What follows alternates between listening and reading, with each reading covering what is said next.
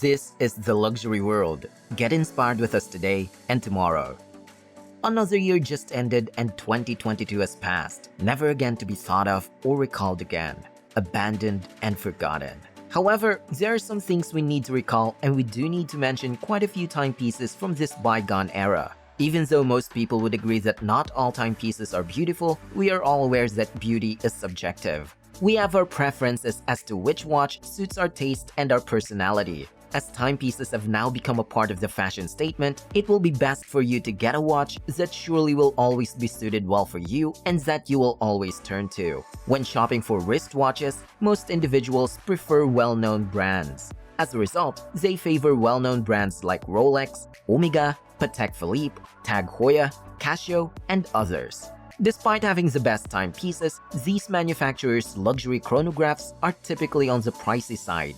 On the other hand, apart from them being expensive, some of their watches did not receive much appreciation from the public. But in today's video brought to you by the luxury world, we will be taking a look at the worst watches of 2022. Brace yourselves as we will introduce some of the worst watches of the last year in reverse order. If you still have not subscribed to our channel yet, make sure to do it now so you can stay updated on our future videos.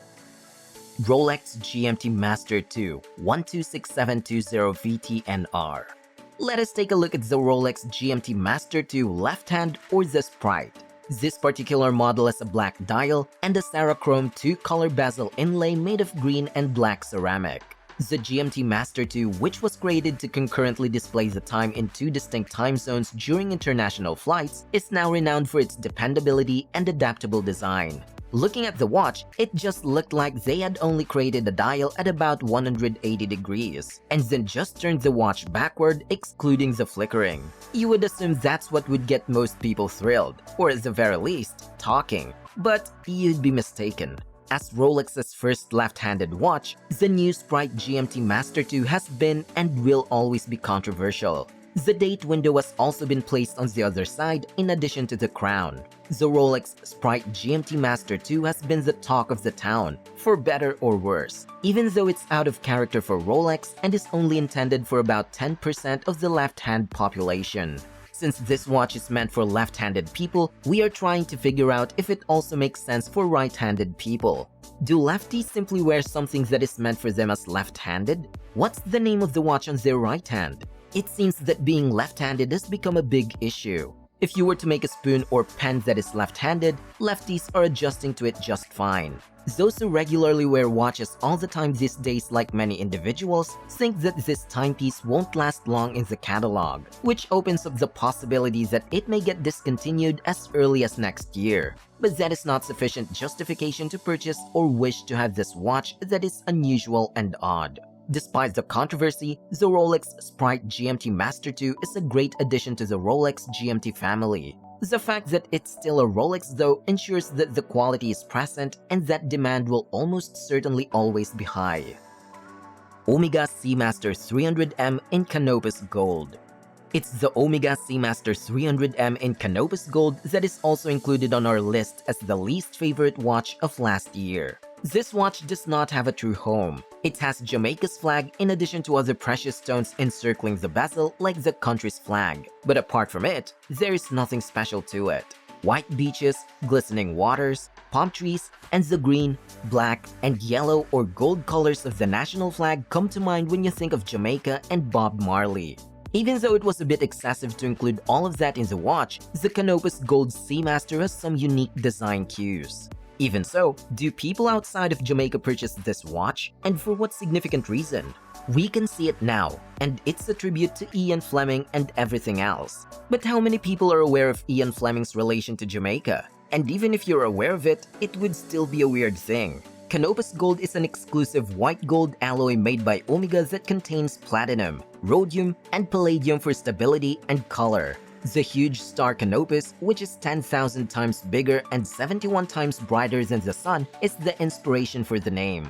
Naturally, the Seamaster Diver 300M's case isn't all that brilliant, but it's exaggerated. Also, it's extremely heavy. The watch weighs about 250 grams when wearing its 18K gold mesh strap. Apart from that, this watch is so expensive. What a watch to commemorate 60 years of James Bond. Although it's expensive, for sure you wouldn't mind wearing it if you had the money to buy it. Rolex Air King 126900. When talking about Rolex's sports model, the Air King is frequently overlooked and disregarded.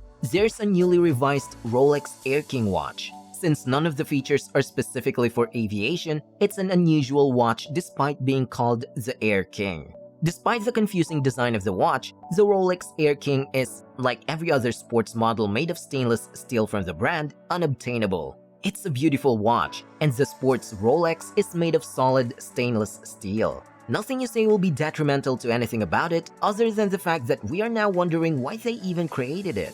The 2022 Rolex Air King has received overwhelmingly good initial reviews. In typical Rolex fashion, they took a collection that wasn't doing all that well and turned it into one that creates talk and enthusiasm. Everyone is anticipating them to end the earlier Air King watches that they should have, considering that it's really an outdated watch. In any case, the design is peculiar, as it greatly enhanced its appeal instead of what it did. On the other hand, there was an attempt to correct such a problematic watch by just adding the 0 in front of the 5.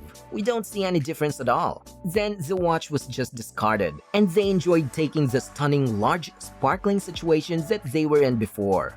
They somewhat flattened it, and it now simply resembles an Explorer from the side. They essentially removed anything the persona of Rolex Air King we used to adore. In light of all the details, the dial didn't make much sense with all the 5 and 5s by itself, followed by the combination of fonts. It was a little odd to love it for that reason. It's a little peculiar and eccentric, but it had the personality of an ultimate and simply transformed into another unremarkable Rolex sports watch in stainless steel. At the end of the day, this Rolex is not a bad timepiece, but a slick watch.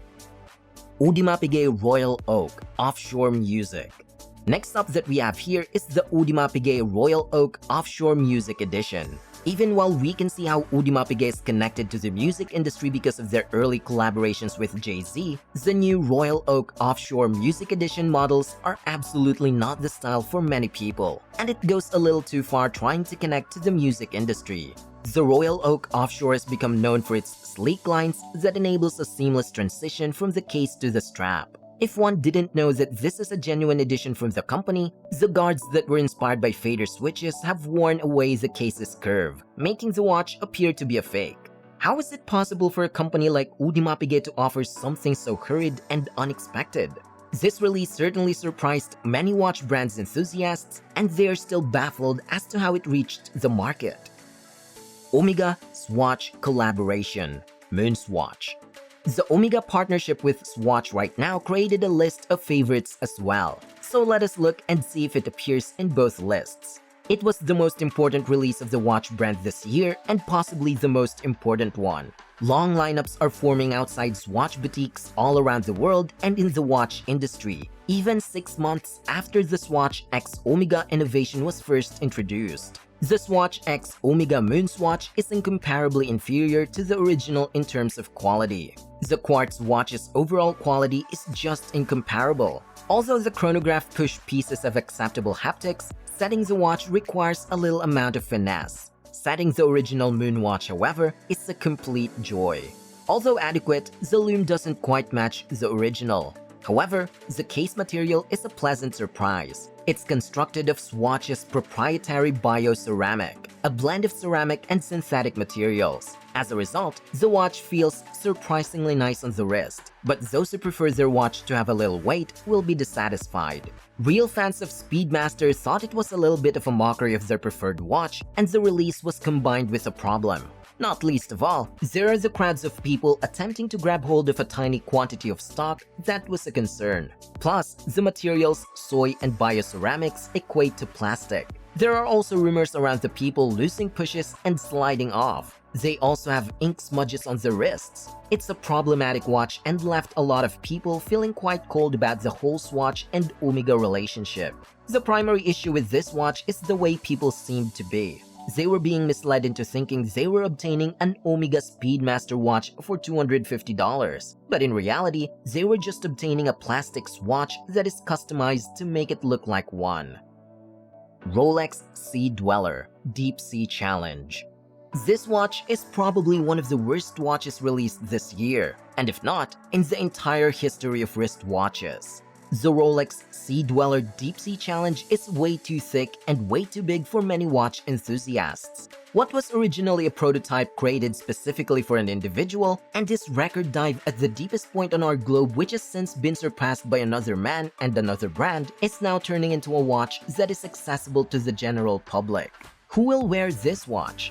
The deal is, the dial of the submariner in this huge enclosure, which is odd. It simply seems so strange. Almost get you the impression that they cataloged it only to see how desperate people will get to obtain every watch that Rolex will release. It's also like a competition on which watch can be used in the deepest dive, and Omega and Rolex have been contesting on which of their watches are the best. Like many deep dive watches, the Rolex Oyster Perpetual Deep Sea Challenge is a somewhat pointless item. Let me explain. Without being in a submarine and deep sea exploration, no human will ever dive to such depths. It also refers to a pressured environment in this instance, where even the most delicate, ultra-thin gold watch will feel at ease. Even for the longest dives, a Sea-Dweller will be more than adequate. The fact that it's not just practical to own watches like this if you're not into deep diving and the like. What are your thoughts about the worst watches of 2022 that we have on this video? Do you agree or not? We would like to see your answers and opinions in the comment section. If you liked this video, we will be glad if you let us know that too. Don't forget to follow us and give us a thumbs up. Once again, this is The Luxury World, and we look forward to seeing you again in our next videos.